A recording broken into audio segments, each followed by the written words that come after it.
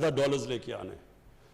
جب ترکی میں prime minister Erdogan آئے, تب پرائم منسٹر تھے, تو ترکی کا بالکل ہمارا حال تھا. وہاں بھی ان کو ہر تھوڑی دیر کے بعد IMF کے پاس جانا پڑتا تھا. ادھر بھی ان کی ڈیموکریسی ڈسرپٹ ہوتی رہتی تھی.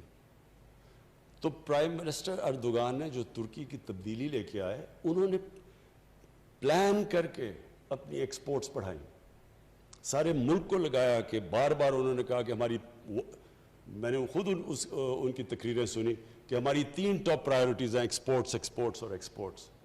تو ہم نے تو کبھی کسی سے یہ نہیں سنا کہ آج اگر ہمارا وہ ملک جو سب سے 60s کے اندر ایکچولی ہماری ایکسپورٹس بڑھ رہی تھی.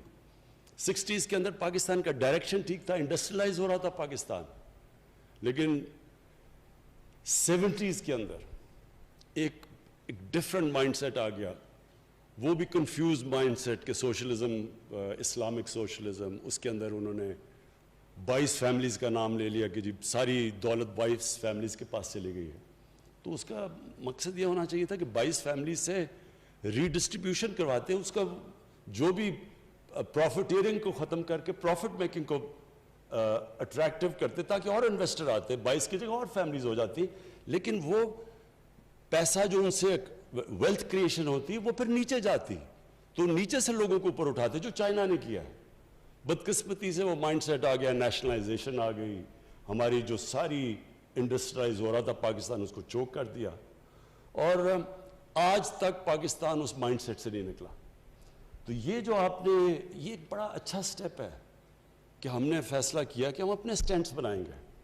ہم ان دنیا میں کم ملک ہیں جو کہ اپنے اب سٹینڈز بنا رہے ہیں, اور ایکچولی جو ملک نیوکلیئر ٹیکنالوجی ڈیولپ کر سکے تو اس کے لیے تو اور بہت چیزیں آسان ہونی چاہیے تھی, لیکن یہ فریکچر تھا.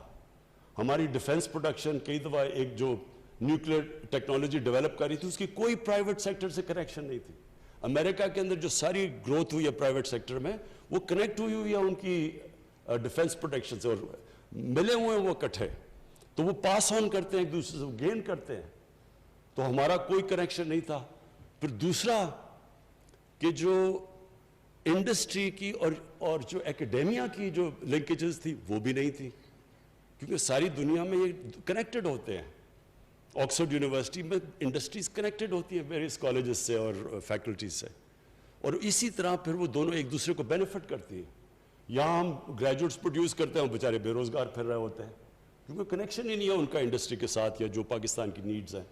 تو یہ بھی دوسری چیز بہت صحیح ڈائریکشن کے اوپر آپ نکل گئے ہیں, کیونکہ جس طرح فواد چودھری نے کہا, اصل چیز تو ایک ملک کبھی بھی صرف کاٹن بیچ کے, یا جس طرح ملیشیا ایک وقت پہ پرائمری پروڈکٹس ربر اور ٹن بیچ رہا تھا, اس سے تو کبھی وہ ایک قوم نہیں اوپر جا سکتی.